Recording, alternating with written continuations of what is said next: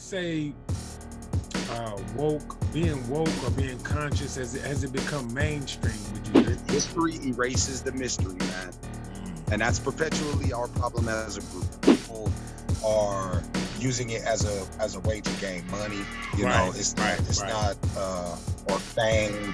There's once we get into that, then we're arrived at what it really is supposed to represent. The original intended once purpose. It becomes mainstream, just like anything else, it can be misrepresented. Man, it is the C word, man. And I think you both know what that is, man. I done did my research on it and looking at it. Do you think it was weaponized or politicized or both? Like everybody has a piece of knowledge. So now it's really about how you apply that. The D.Fos podcast with my man J.Capital, man, the woke supremacy episode. This episode, you know, is real hot. We've been really wanting to touch the subject on this, man. This is my brother from back in the day, man. You know, we first linked up on the streets of Vegas, you know what I mean? But I always knew he was a conscious cat. I knew it was another layer to him, you know what I mean? We just met on the hip hop side, but I always knew it was another layer to him. So he was the first person in mind when I thought of this series, Woke Supremacy. So I definitely had to reach out to him, man. I appreciate you coming on. How you doing today, bro? How you doing? You good? Oh man, I'm good, man. You know, out here in Texas now, you know, but yeah. I'm good. Is it Arlington, Texas? Is it Arlington, Texas? Yeah, I'm in Arlington right now. I probably might, the way it look outside, I might end up going to the lake later, but okay. Yeah, I'm in Arlington, man. Okay. And how long you been out there now? Because you originally a plant from Vegas, but how long you been out there now? I know we had talked about it, but just a little bit. Oh yeah. I've been here since last August, so just about 5 months or so, and it's cool. You know, I had some personal things, like everybody know. I lost my parents during all this. Sorry to hear that, man. So sorry to hear that, bro. Yeah, I appreciate it. I just circled 1 year on my mother in this, but that's probably what sparked the trip, man. Initially, is just to kind of air out, get out of the city, and get away, get a new environment, get myself together. Yeah. You know, it's kind of one of them things. Have you been adjusting down there to is it a big cultural difference? Is it a big shift, would you say? Yeah, I would say it's a big shift. I do see a lot of the same things. I mean, I guess being from Vegas, the first thing is just how big the Metroplex is. You know, the way the way out there, the way I guess for instance, I guess the way the Northtown, West Side, and the East Side can kind of get lumped together. Yeah, you know, and like an outside perspective, not really like us who know, but how that could kind of get lumped together. That's really like what we would call a metroplex, right? 3 different supposed cities, you know, but kind of in the same, general area. Okay. Well, Dallas, Fort Worth, and Arlington it's kind of like that. You know, Dallas is only maybe like 10, 15 minutes away. They're bigger though, huh? Right. Okay, I see what you're saying. Right. It's just a bigger metroplex. So it's better gas prices, basically, but you gotta drive farther to get anywhere. Okay. I know I was in I know it's probably different, but we was in Houston one time and somebody said, "Oh, it's just right up the street." And it was like 10 miles. I'm like, man, what part of right up the street is that, man? You know, it was like, but it's so big, they probably used to saying it, so that's great. Right. I mean, no real, even where I'm at, there's no real like just the whole neighborhood thing is set up. You basically have to have a car. Okay, that's what yeah, so far. Okay, that's what I was thinking. Yeah, but okay, man, just touching on the particulars, man. So man, this episode, man, woke supremacy, man. We're gonna start it off saying, would you say being woke or being conscious, has it become mainstream, would you think? Yeah, I would definitely say being being the title of conscious or woke has definitely become mainstream. And mainstream, probably, mainstream to a sense to where people are using it as a way to gain money. It's not or fame. There's once we get into that, then we're awry from what it really is supposed to represent. The original intended once purpose. It becomes mainstream, just like anything else, it could be misrepresented. Okay. And then they it's like used as an opportunity now. You know what I mean? Like they, of course, now I'm sure you've seen, like now it's in the political arena now. It's real big in the political arena. Would you agree with that?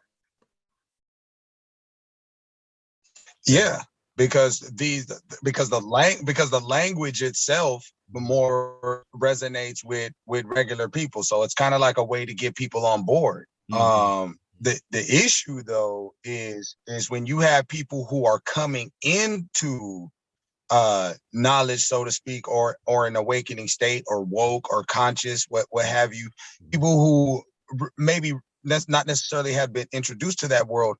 When they come into the world, they're running right into these same people that we're speaking of, who use it in a mainstream way, a monetary value. They're scamming them and stuff like that. So then a perception of what being woke or being a part of the conscious community is, the whole purpose of it gets kind of thrown out. It's like they're misrepresenting it. Right. That's what happens. When you don't understand it, you misrepresent it when it's mainstream. Yeah. And giving it a bad name and kind of like changing the true definition of it. But that's them people. You know how them people, they snatch everything we do and try to take it and run and flip it and put their sauce on it. You know what I'm saying? After we didn't, the original people then came up with something, they try to take it and run with it. You know what I mean? Commercialize it, sell it, put it on shirts. You know what I'm saying? So it's definitely crazy. Well, how long? We saw that with Black Lives. We saw that with Black Lives Matter. We literally saw that with Black Lives Matter. Everything you said. That was so disgusting. I mean, they was profiting off death. You know what I mean? But you know who was behind that, right? Black Lives Matter. You know who's behind that, right? Yeah, someone not from our community. Yeah, right. And it was catchy. I give it to them. And the donations was flooding in there. They was getting it was, and people really thought that was a legitimate cause. So they donating to it. And I'm like, man, it's, I think it was the Koch brothers that's behind it. But they got big paper, man. They shift the world, man. It's just cold how they do it, man. And then like every time there was a police killing or a death or something, now everybody's donating to it. So now the money was just going through the roof, man. It's just crazy, man. It's just sad how they do it. What do you think about? But I want to say though, we have to be able to use those moments as teaching tools. We can forever in this information age encapsulate that time and literally break it down how you said in a short documentary or short a bit of video information to allow us to not have this thing happen again, and to help us try to avoid falling for the tricks like, hey, where did these companies come from? And why is it all of a sudden so prevalent? Have nothing to do with us. Make us be more detailed in our research in these things that are so called for us. Because if we were able to do that type of research, or had the inclination off top to just want to do that type of research before they come selling us t-shirts, before they come selling us the slogan and all of that type of stuff, then we could make a conscious or a woke decision. Right. If we take it one step further and do more research before we just run out and support stuff that we ain't really know what's behind it. I totally agree with that. Totally agree with that. Because they say our people are the biggest consumers, man. You know what I'm saying? And as soon as some trend start or some hot start, we gone. No research, no looking into it. We stop on the first floor. We don't go no further, man. So I think that's a good point, man. Especially, right around like I would say 2018 to like 20, it was real heavy. You know what I mean? Like when all them police deaths, the George Floyd, all that stuff was going, it was real thick around that time too, man. Real thick around that time. Yeah. That's crazy, man. Yeah, what would you say, man? Yeah. Would you say to your, as speaking for yourself, I'll speak on myself too. How long, I mean, because it seems like being conscious, woke or whatever, is something that people come into, but some people, I feel like myself, I was kind of conscious. I've been conscious like almost all my life, but I wasn't sure what it was. You know what I mean? How did you feel that you came into knowledge? Did you feel it was something that you always was, or like what? You explain that history from your perspective. Yeah, I think once I began to understand the spiritual side. Okay, I'm gonna start there. Okay, once I began to understand the spiritual side, okay, I realized how much it had already been in me. Right. Okay, that's kind of how it was. Yeah. Okay. Yeah. Now, in a real sense, I had to come into it like anybody else. I was probably, we started off with the Illuminati. Everything was about the Illuminati. You know what I'm saying? Yeah. Every little conspiracy and da. But that was, to me, what I would learn later was a deflection, but a very small definition of a bigger picture. Right. Okay. Yeah. So it was, so it's kind of the start of the road. But then later on, I knew a lady, a social worker out in Vegas, and she gave me my first piece of like revolutionary literature, which was Eldridge Cleaver's Soul on Ice. So I got that book. That's a book. Was it like a autobiography, or what kind of book? Like, what was it? It was more of his feelings. There were a bunch of letters and stuff that he was writing while he was incarcerated. Okay. But the significance of it is kind of him going through that kind of Malcolm process, where Malcolm used to be kind of like a hustler in the street and stuff like that, and then he moves into his own set of consciousness. Now with Eldridge Cleaver, the book was more of just talking about him being, it's his perspective from prison and stuff like that, but he's kind of breaking down how the images of like TV, the way of life and stuff like that, how impactful it was just on him as a black man, and in particular just what was sold to him. So I got the book, and then it just kind of started me on a path of like, oh, this is what's happening to, this is not singularly something, even though we kind of all know, just being black and coming from black families, but it kind of really put a deeper meaning on it. Like, oh no, the start of it is more. Yeah, this is like, this thing is deep. What era did he live in? With 60s, 70s? When would you say that dude that was written from? That it was definitely in the 60s. Definitely during the 60s. He was a strong leader for them. He went and had on some different ideologies than what he initially started with, going into the Panthers and stuff like that. But ultimately, it was the 60s era. If you know anything about the civil rights era, the 60s era, that was basically a hotbed. That was the thing to do. You know what I mean? The thing to do was to be a part of the community, to be woke, to be conscious. That was almost like trying to be in the NBA or something, right? Striving to be a rapper. Right. That was the equivalent of being. You're right. You sure was right. You're right. Yeah, it had to be, man, like just a heck of an era to be in. Like if you was of age and like in your prime, it had to just be something else, man. To be in that era, bro. I might have to definitely look that up, man. I'm gonna put that book in the comments too, man, and the links. People can get his Soul on Ice. So that started the thing. Now, since we hit that, we're gonna hit another dip. How we was talking about how you said he was like with the Malcolm. How do you feel about the Malcolm versus Martin approach?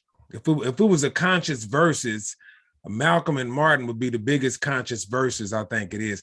How do you feel their plights was and their approaches was? How do you feel about that? I think their approaches speak to their background. Okay. Right? Speak a lot to their background. Okay. Martin being more the traditional church that we may know, which is a lot more all-inclusive. It's all-inclusive. Okay. All-inclusive. Right. It's love thy brother. It's the traditional Bible way of doing things. Right. Malcolm, although also a spiritual man, has taken on a religion that at that time was built to be specifically for Black people. For the Black, right. Right, specifically for the Black man to help them turn around their addiction, turn around their mentalities. And, and if we're honest in our era about that, that organization has turned a lot of brothers around. Man, they didn't. I have so much respect for the organization because it seems like brothers get in there and it ain't no half stepping when you get in there, man. It ain't no falling back. Like them brothers hold each other accountable. They get off the substance abuse. They get off the bad eating. I got I read a message to the Black man. I read some of the literature from them. Watch a lot of Farrakhan stuff, but just what they do for the Black man, dude, is no joke, bro. Just like no joke, man. I mean, I always got high respect for them because of their standards. You know what I mean? Of their standards, man. So it was definitely different approaches, man. Do you think they had the same goal or I know they was for liberation of the people. Do you think they wanted something different? Like Malcolm wanted one thing and Martin wanted one thing too?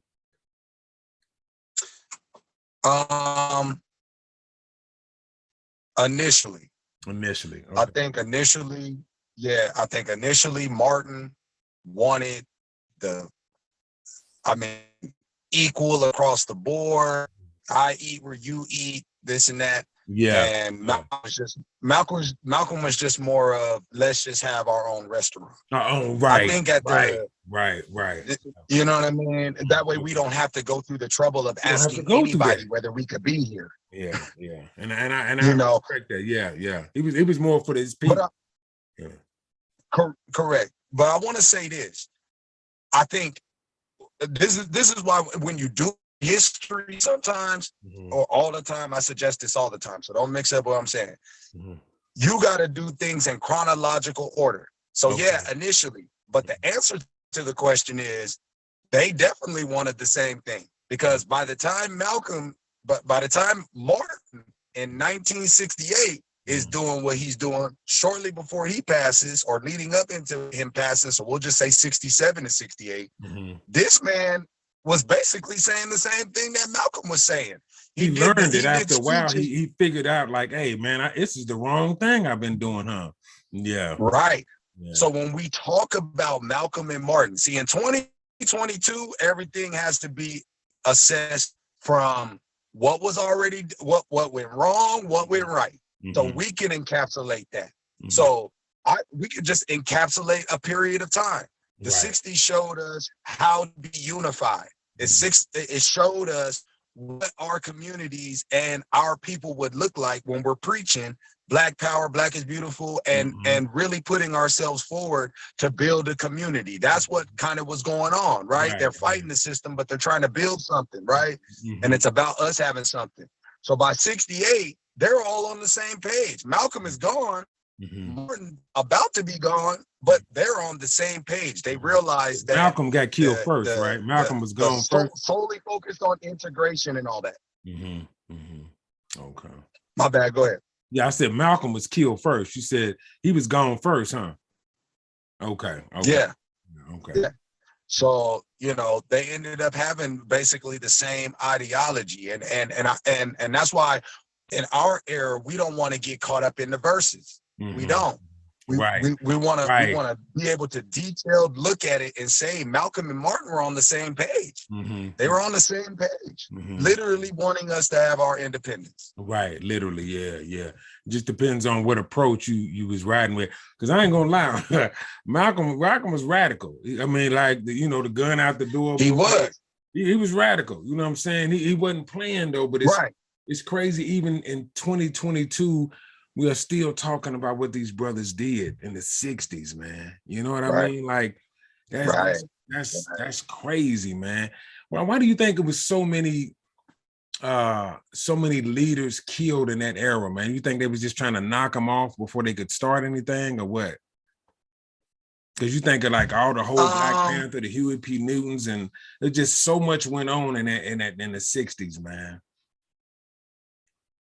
I think it's a progression. Mm-hmm. So I think when it started, it's kind of like you got to see. They want to see where it goes. Where it goes, okay. Once you command the people in that sense, then it becomes let's target this individual. Mm-hmm. But that speaks to the group. The group is so conditioned to want to see someone up there telling somebody what to do.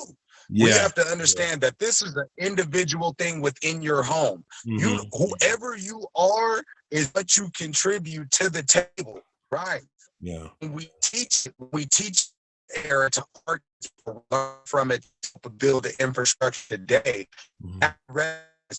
We need both. Mm-hmm. We need both. That's true. We need both. It's true, yeah. If they would have teamed up and got together, man, ain't no telling, man. But definitely that was coming. If you go back and read the reports, that was coming. Malcolm was coming. Getting ready to start making his way down south. I think he maybe made one, but I'm talking about made heavy run. I was doing East Coast and stuff like that, and even went over to Africa. Everything is about when he came back from Africa to me.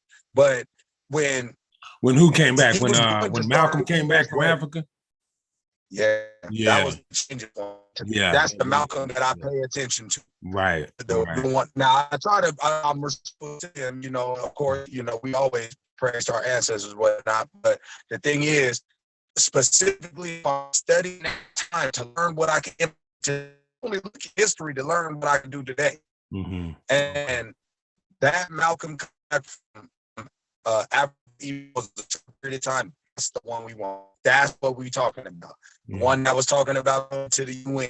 The one that talked about setting his religion to the side for just a second to talk about us as a group, because he understood that not all of us as a group fit into a Islamic box or a Christian box or an AME box or a Presbyterian box. Like when we talk about dealing with us as a group, building infrastructure for us as a group, we have to have the ability, and I wholeheartedly believe this, we have to have the ability to set our religion in that room, talk about it.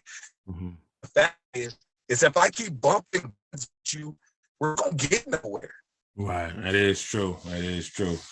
That's 100% true. That's interesting though, man. That whole plight, You remember, man, like back, I don't know if we coming up on Black History Month. Hold on, Falls, real quick. Because we coming up on Black History Month, I would say this. I would tell people, to what I just said, if we watch this, go look the Malcom X ballot book. Ballot or the bullet, I heard about that. Okay. One of his most famous is he said everything about he lays out in the first 10 minutes, literally off speaking about he's not here as a Muslim. He's not here as a Muslim. He's here as a Black man. As a Black man. Deal with the issue. He's first and foremost a Black man. Next thing I want to get into, man, is the C word, man. And I think we both know what that is, man. What is your immediate opinion about it? I mean, I did my research on it and looking at it. Do you think it was weaponized or politicized or both? Like, what is your take on that? I really believe I know it's real. Don't get me wrong. I know it's real. But what do you do with, like, as far as its origins and where it came from, like what is your take on it, man? Well, I mean, all indications kind of lean towards this is, science. Mm-hmm. So if it's science, then we're talking about something that people kind of, made up, which would not be new. Yeah, engineered it in a lab history somewhere. and stuff like that. Yeah, Yeah, right. It seems like something that's in a lab. Mm-hmm. So knowing what we kind of know about the world, if it comes out in a lab like that, then it's definitely going to be politicized and weaponized and just used against us. You know what I mean? Yeah, So. yeah. Do you think? I mean, because it was. I don't know if you're familiar with the Georgia Guidestones. You ever heard of the Georgia Guidestones? And this was a thing made in the 80s. You can look it up. But what it said was that this is, like I said, this is the 80s, bro. It said that for the world to run effectively and efficiently, it needed no more than 5 billion people, right? This was in the 80s. I think they weren't even that far yet. But now we had 7 billion people. So I don't know.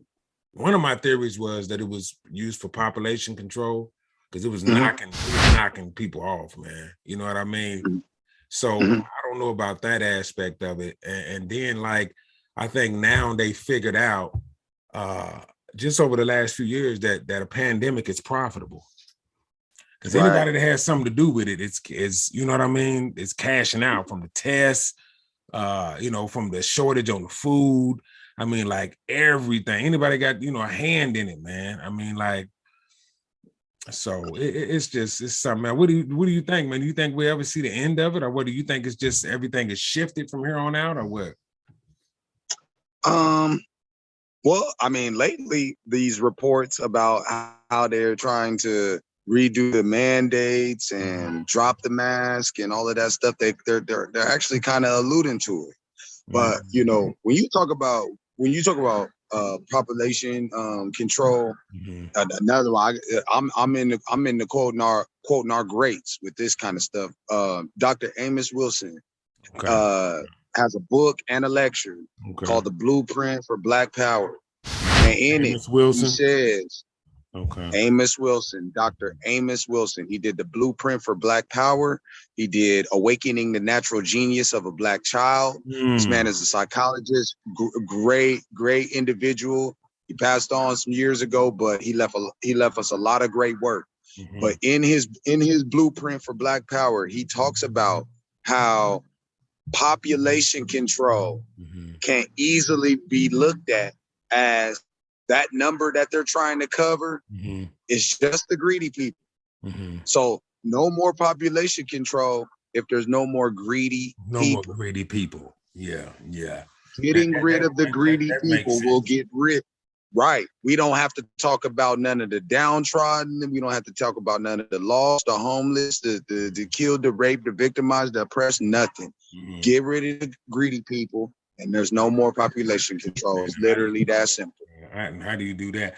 Are you familiar with Agenda 2030? No, Agenda 2030 is this? No. Well, that's supposedly, allegedly, should I say? I've done the research on that too, and that's an agenda to have all this stuff done by the year 2030. And so, if you think about it, a lot of stuff popped off in 2020, right?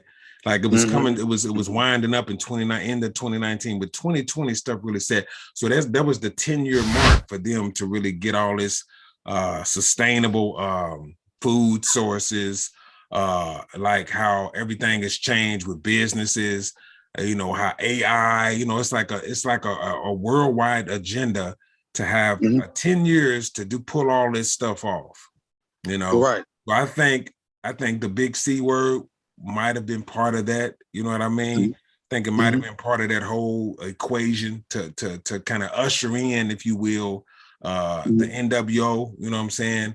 To kind of push it in. So that's just some of the stuff I've been looking at, connecting the dots. And I don't think a lot of stuff is not coincidental. You know what I mean? You just look at it. I think a lot of it's just hidden in plain sight.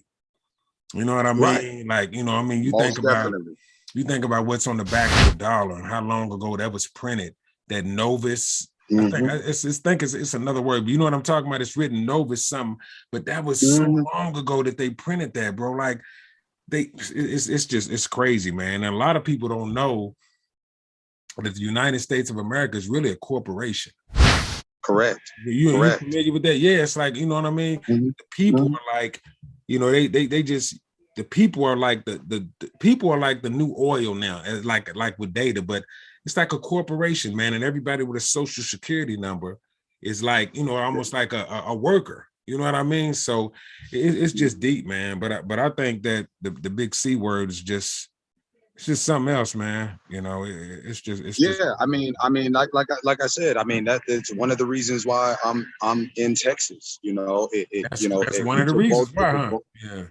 Yeah, it took both my parents within a week, 2 weeks of each other, man. And I would just tell with the aftermath of it firsthand, huh?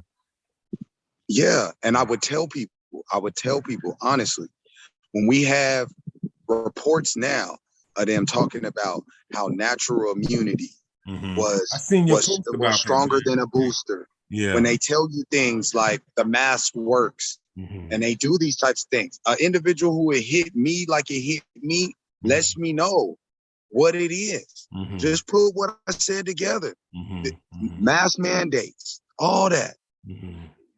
Come on, man. They dropped all that. They dropped all that. And why? Natural immunity works. That means so like the stuff your body can naturally come up with will fight it off.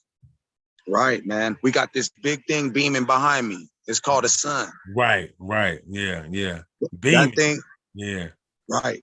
Everything is connected. So, I mean, natural immunity to me, I come from that school of thought. I believe it works. You know, I believe what we put in our body means something. Yeah, you know, so yeah. And if you know anything about the medical field, you know you're not supposed to be crossbreeding drugs. Right. Yeah. You're not supposed to be doing that. Yeah, crossbreeding, like for instance, what? Like what you mean? Like mixing this with like that? You don't want to be putting heart medicine and with you know, I think like aspirin or something like that. Okay, yeah. You know what I mean? Like you want to do these types of things. So you got to apply that. When you think about these initial reports that we're talking about, older people who already had preconditions. Okay. So you mix. They were already taking stuff for that. So when you add a shot to it, and you got all that going on inside their body, what else is it gonna do but knock them off? Yeah, exactly. Exactly. So you got to put the wording together, man. Yeah, segue. And then how you feel about the big V word, man? As or should we say the P word, as Corey Holcomb like to call it though? Yeah. I like that post, man. I said I gotta hit this brother. He's so on point. He's somebody too. When we were talking about, you know, being woke and coming into consciousness, he's not always the most woke person or conscious person that you'll find, but he's a great example of it. He has it, don't he? Yeah. It's grown on him more because he's already a certain kind of person. You got to be a solid, truthful person who doesn't get offended at the truth, who doesn't get offended at certain facts, and just, you know, and be able to apply some logic to some of these things, some common sense to some of these things. But I mean, he goes through it great. To me, I feel about it. I'm un-V. I'm UV. Okay, un-V. Okay. You know what I mean? I haven't had an issue. I haven't had anything go on with me. You know what I mean? And I'm directly hit by, you know, this in terms of like what I said before, having my parents. So I have a different view about it. I'm going to stand strong on it. I don't feel that I need it. I feel like taking care of myself first is the first line of defense. Do you believe in natural healing? A natural healing, like herbal teas and you know, eating the right foods and stuff like that, alkaline foods, or more like, do you believe in stuff like that? 100%. I was in a spaces and they were going over Dr. Sebi's diet, and a lot of it was spaces where people didn't really buy what he was talking about, you know, and were really shooting down the diet. But in essence, you have to just say that this man brought to the table more of the idea that what we put in our body and what we eat counts. That's just what all this boils down to. Yeah, we can't ignore the fact. Yeah, we've been ignoring it. So if we've been ignoring it, and most of us have not been on that diet or been on a diet that's relatively healthy for us, how can we say that anybody who comes with that type of idea is wrong? Most of us don't live like that. We didn't grow up like that. We didn't, man. We didn't. the results are the results, man. The diabetes, the cancer, all of this type of stuff that and we you know see. what's crazy to that point is that over those like the Western diet is jacked up, man. You know, as far as everybody on the West, but if you look at the East, we're talking about Africa, China, they don't have these kind of problems. Yep, much more fresh fruits in their diet, everything. Yeah, they don't, and they smaller like America, man. We have so much, man, and like you think about all the fast food places, all of them are always busy, dude. And it's like we putting this stuff in our body. That's what's killing us, man. You know? Yeah. I mean, it's like it's speeding up too. It's like they speeding up the process, man. It's just crazy, man. But I went really back. I've been on my herbal teas and stuff like that. So I'm a real big, advocate of that. I could do a little better with my eating sometimes, but I've changed it a lot. You know what I mean? Yeah. And I just tell people, I said, now you think about how can they give you the hamburger, the bun, the lettuce, the wrapper? How can they give you that for $1? Right. You know what I mean? Like, how can they give you that for $1? Right. I mean, the meat alone should be worth when they slanging them for $1. So they got to get it for probably 25 cents. Yeah, exactly, man. And that's where we just gotta be smart. We just gotta be smart. Apply the knowledge of things that we learn and go from there. You know, it doesn't have to be a perfect process. So much of us are just caught up in it being perfect. We won't do it unless we could do it all the way right. Like crawl before you walk. Crawl before you walk. Yeah, you know, that's true. It's a process for me too. I take on the majority of my diet is plant-based. I've been on that for almost 2 years. Really? Yeah. I was on it real heavy. I mean, I have my little stuff here and there, but it's nowhere like I used to. You know what I mean? Yeah. But I just noticed the plants, it just has more natural minerals and vitamins in it. And then you look at they say, now look at like something like a gorilla, right? Look how big that thing. He don't eat no meat. Right. Berries, plants, you know what I mean? So if you look at nature sometimes, it's amazing, man. You know what I mean? You think about like even the people that before we came over here, it wasn't no hamburgers, it wasn't no steak, and it wasn't none of that. And people lived longer.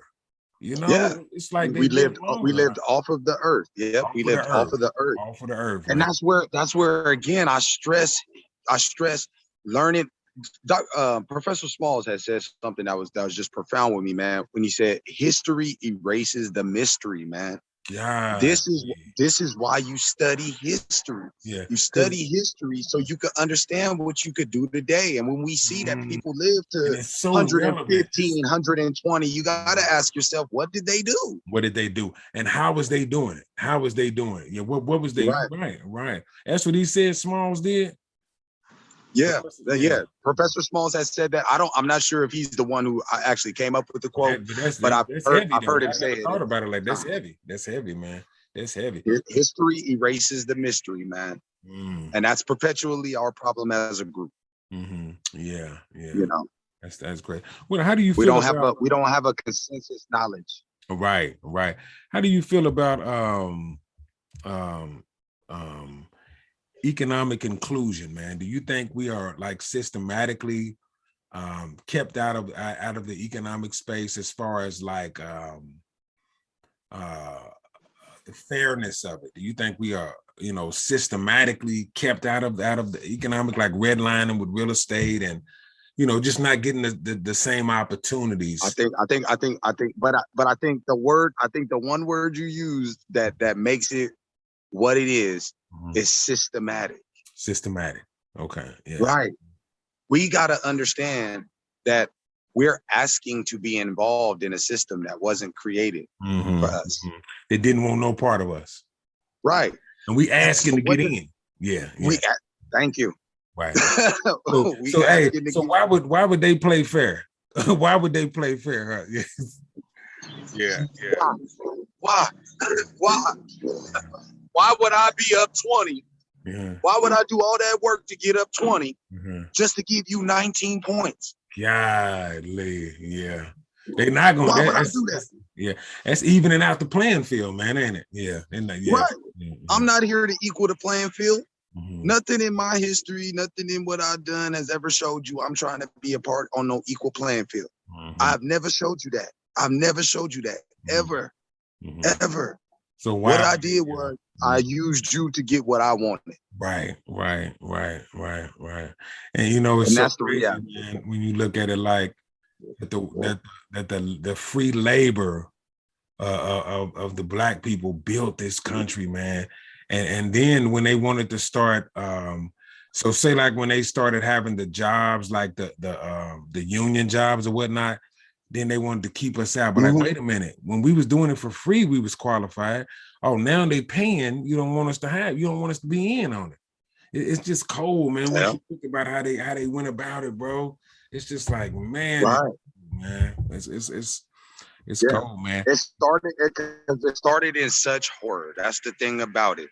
It started, you know, we don't look at the brutality of slavery enough to understand how that mentality came to be, man. You know, when you talk about the type of brutal tactics that were used, most of us can't even handle watching it on Facebook. Right. Yeah. You know what I mean? Yeah, so, and just to live through it. That's why I was like last week, man, I was watching Django again.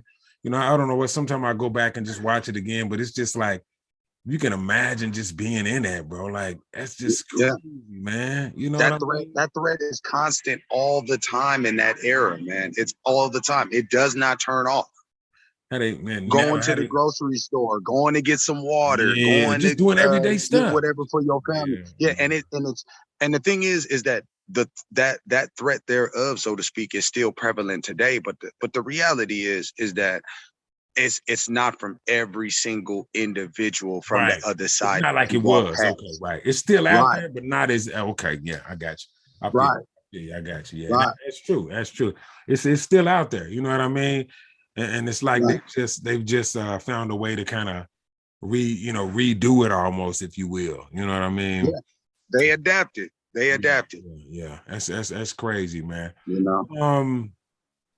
Taking it back a little bit, I meant to ask you about this earlier, and I know you kind of grew up in the era.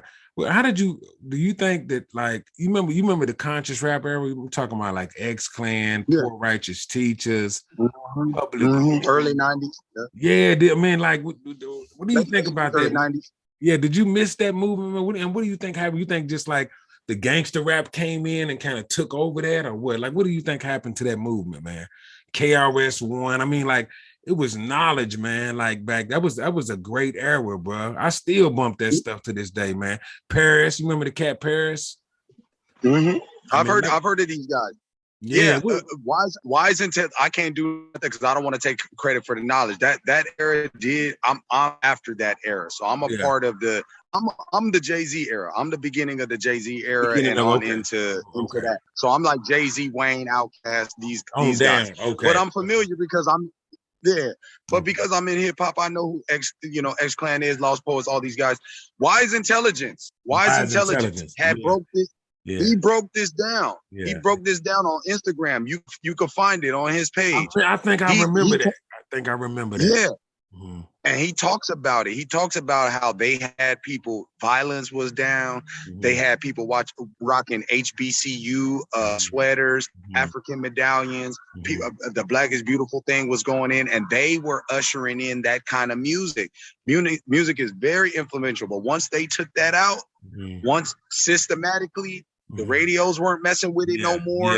Yeah. Things like that. Yeah. Then here we have gangster rap and stuff like that, you know. So anything that's gonna get us to turn up, kill each other, boost the crime rate, continue the pipeline to prison. You know what I mean? Like all of that, man. And you're right, the radios wasn't rocking with it no more. You know what I mean? Right.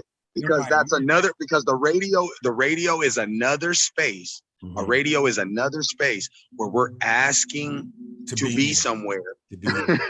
Right? Media. It's part of media too. These independent platforms. Yeah, your platform and other platforms. Those are the platforms to reach out to when you want to get something of some substance put into the world. You know, that's the thing about it.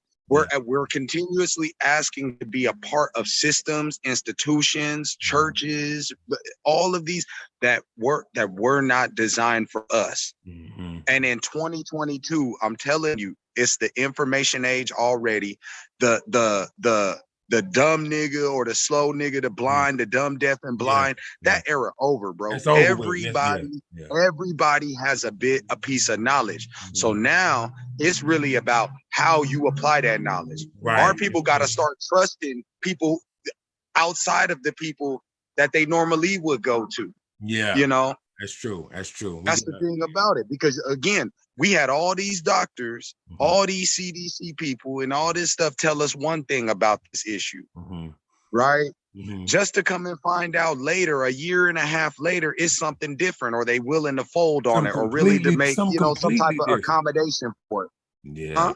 Something completely different. Yeah, right. So but if by that time, like you said, a year and a half, just like the damage is already done by now. Exactly. You know what I mean? But we had people in the community as well who were throwing up flags when it first went up to say, hey, wait a minute, chill. Don't get caught up in the newsreel and stuff. Remember what this is, let's do some more research, essentially is what we're saying.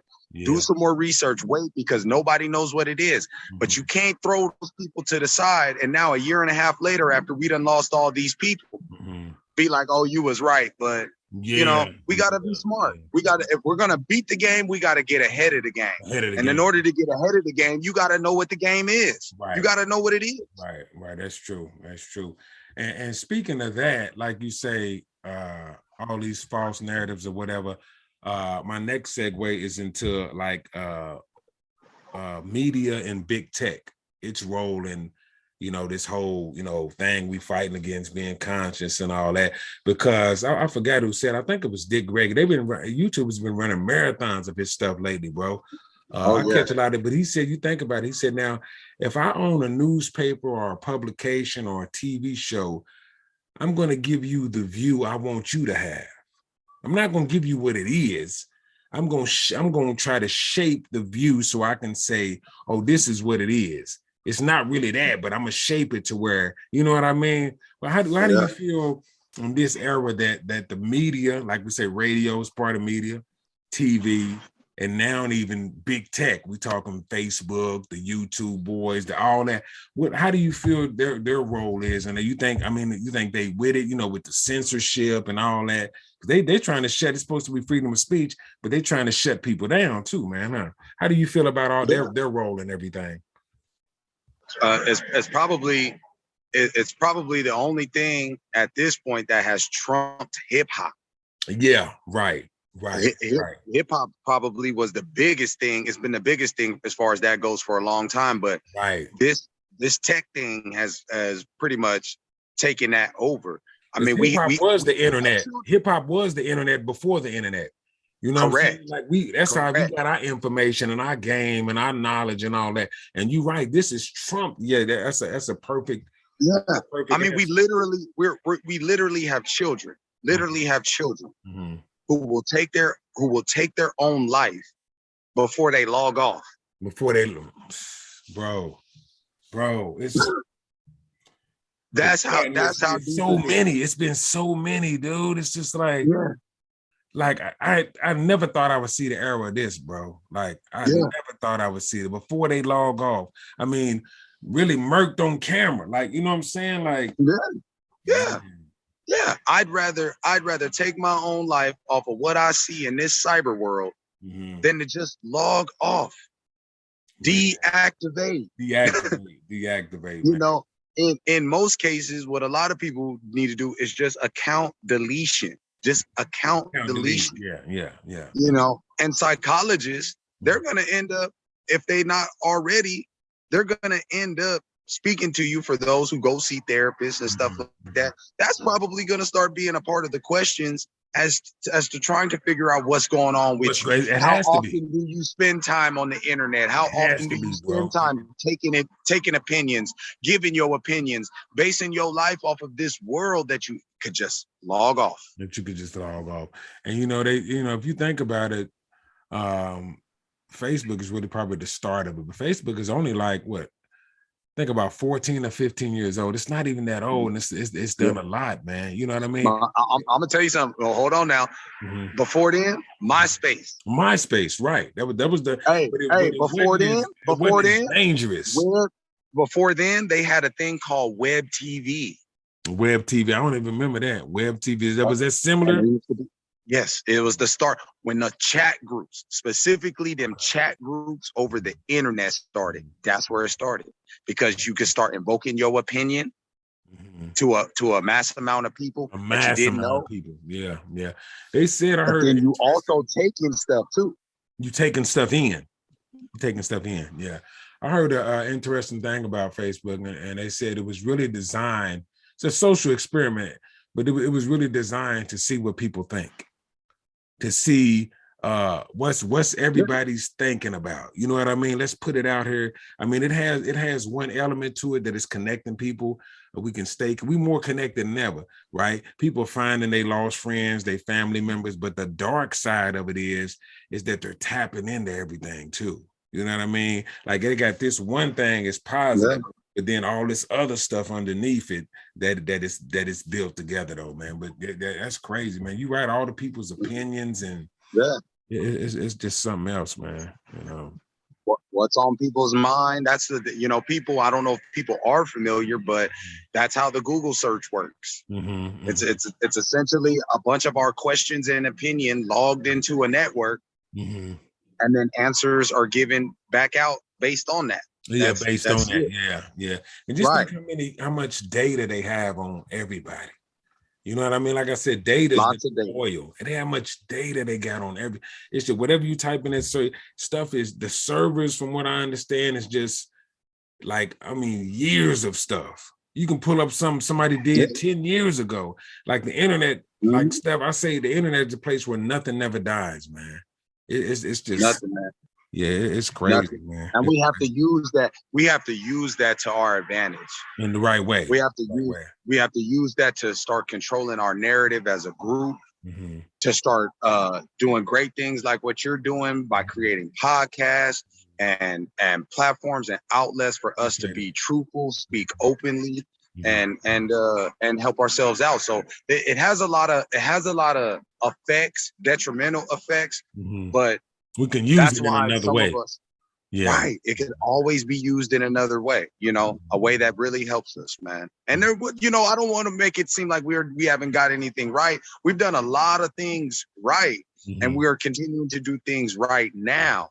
But we have so much further to go. A long way to go. We can base that on what we're still asking for. Yeah, and what we're still trying to do. That is true. I remember, that's why it's such one of my favorite movies is The Matrix, and I think it was in '99 it came out. And at the end of the movie, Neo said, it's too late now. Like, the information is out here. You can't stop us. And it was kind of like the dawn of the new era coming in. And he was talking about the information age, how everything's online, you got access. But he was saying, like, it's too late now and everything has changed. I just think that was the start of it. You know what I mean? The start of this whole new era, man. Well, definitely interesting. But we can never give up that hope to change it. Those things change. And yes, the world, I'm not going to say evolution, because that's kind of a term that could be, misinterpreted maybe. Right. We think because we're in our day and time now that maybe somehow it was better than the past, or that some of the things that went on in the past, and I don't want to allude to that, but we could use these things to our advantage. These eras get ushered in only because we're not in our proper place. But we still have to know how to navigate through it. And because we know how to navigate through it, we have to be able to be smart enough, as the great people, great thinkers that we've always been throughout entire history, even now, to just use it to our advantage. That's the main thing. Learn how to use our advantage. Absolutely, man. Absolutely. I'm full of what we can do. You know what I mean? And what we should do and what we will do. We know too much about what has been done to us. Yeah, way too much. We don't know enough. We don't ask enough questions, and we don't dive into enough of what can we do? What can we possibly do? You know what I mean? We have to start being able to work with each other, which means we have to restore our relationships, our every average day relationship with each other. In passing, dealing with our families, stuff like that, we have to get on the same page of being locked in like how we see other groups locked in. By and large, we know we can't please everybody, but by and large. By and large, yeah. You know, other groups are locked in too, bro. I mean, like, man, how are we losing like that? You know, it's like, man, look at the other nationalities, man. I'm like, man, we got everything with unity. You know what I mean? We got everything with unity. Man. Everything. You know, it's crazy, man. I want to speak on some of. I know you mentioned a couple of books, man. You probably one of the only cats that I see some of the books you put up on your stories or whatnot. I'm like, man, I wonder where does he get his stuff from? Because you got some deep reads, man. What are you reading currently? Anything you reading right now currently? Well, right now I'm more in, because again, I'm about restoring my African self. You know what I mean? Okay. And yeah, so I'm more about trying to get back to more traditional African traditions. So I'm studying a lot of spiritual stuff. The negative confessions of Ma'at, just basically our spiritual system. Our traditional. Do you have a certain store that you get all your stuff from, or you just find it where you find it, or what? Like, what do you just you come up with a title? Like, you'll find a title and just read and pull it up somewhere, or what?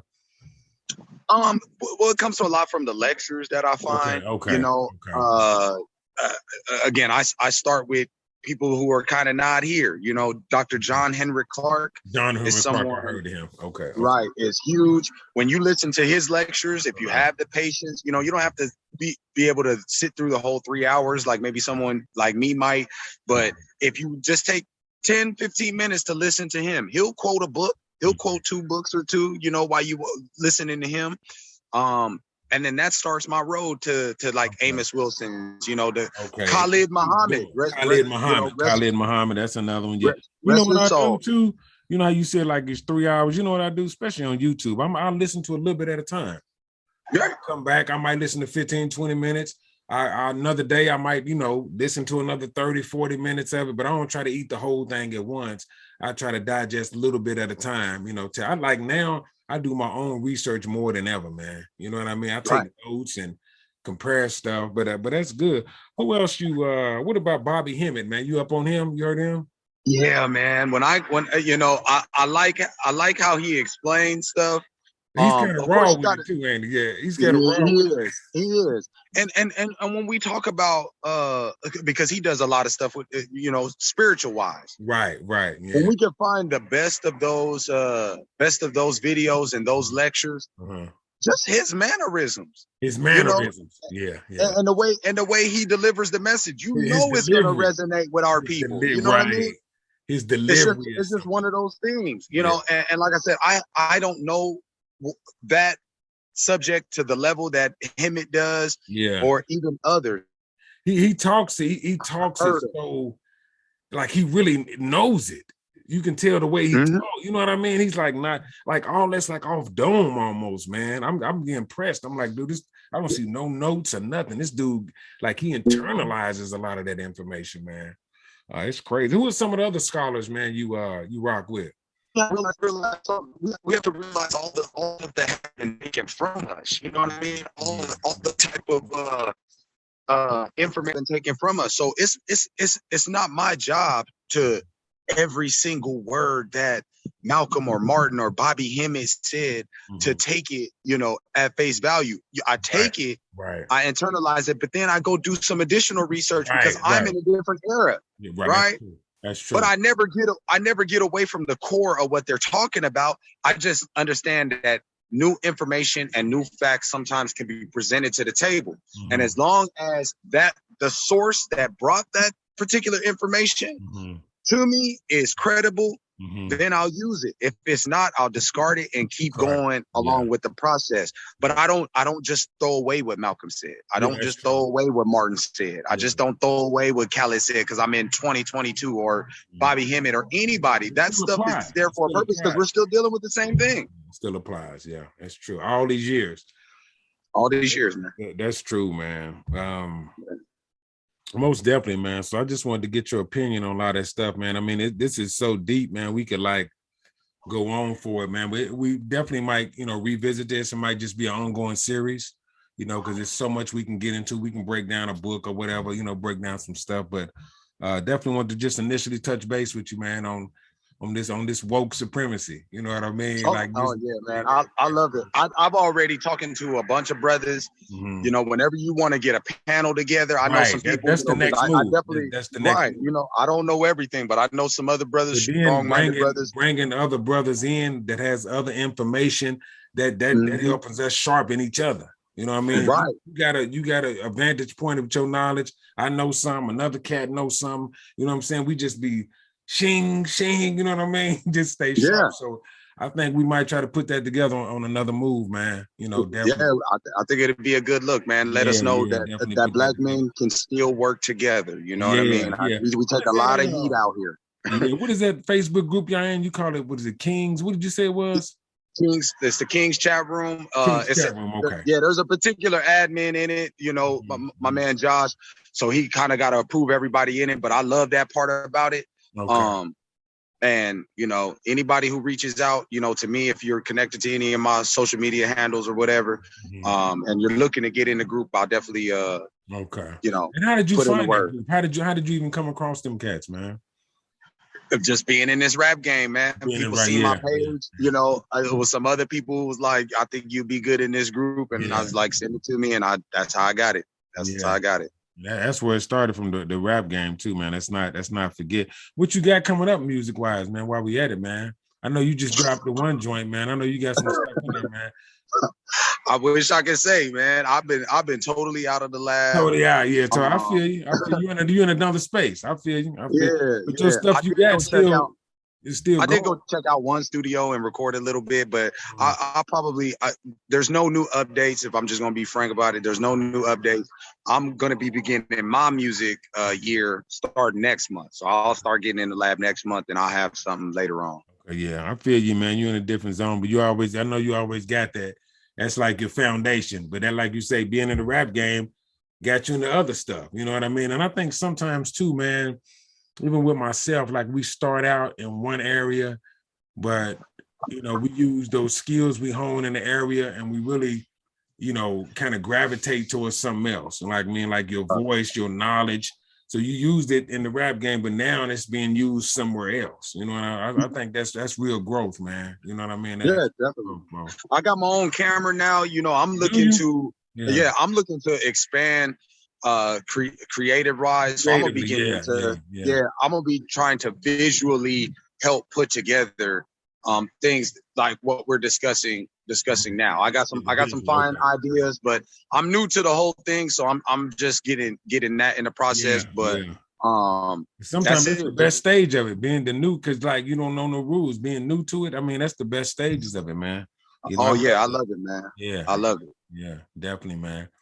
Well, brother, I appreciate your time, man. Anything else, man, we need to know, man, before we get out of here, man? Yeah, let me do a little plug real quick. This man, definitely, man. Who'd you get that from? Where you get that at? I got that from my guy, JT. He runs Sane African, SANE, African with a K. Okay. Sane African with a K. AFRIKAN? Correct. Okay. He's where can we find him? He's on Instagram. He got a website or what? He's on he actually just got booted off Twitter. So he must have been going hard, huh? Oh yeah, we talk. I've done some interviews with him as well. Really? I mean, yeah, it's deep. I could definitely talk to him. We talk about, we go deep, especially on male advocacy. Okay. Really out to change the narrative that Black males by and large have in this world. We want people to know that we're not just the in prison, in gangs, down low or whatever. We're actually working fathers, working men out here, and we can work together and stuff like that. So like that, Saying that, I'm about to look that up, man. That's a dope show. Do you get a lot of other stuff from him or what? No, he just has the shirt. This is just a guy that I know. Like I said, he'll do. Let me see it again. Let me pull it again. It's like, what is? Is that a fingerprint? What is that on there? Let me see it. Step back a little bit again. Oh, yeah. This is a fingerprint. Yeah, and it got with the continent in the middle. That's dope, bro. That is dope, man. I like that. With this being essentially Egypt. Egypt, okay. And you always stay rocking the shirts and the gear, man. I gotta get always that, man. I give it to you that, man. Supporting each other. You know what I'm saying? Oh yeah. I seen you with that Live Victorious jumpsuit on. Yeah. Boy, that's hot right there. I said, okay, go ahead, I try to rock brands that represent, that resonate with me. You know what I mean? And like stuff I like going on. Right on, man. So yeah, most definitely. You've been rocking the hats. You was rocking the hats in the while back. Oh yeah, I was one of the first to kind of jump out the window. Right, I seen him, but I wasn't really rocking with him then. But I met him, and got to know him a little better and stuff. So I like support cats to do this, doing their thing, just trying to do their thing. Shout out, Live Victorious, man. Shout out, man, definitely, man. So, but okay, my brother, I appreciate your time, man.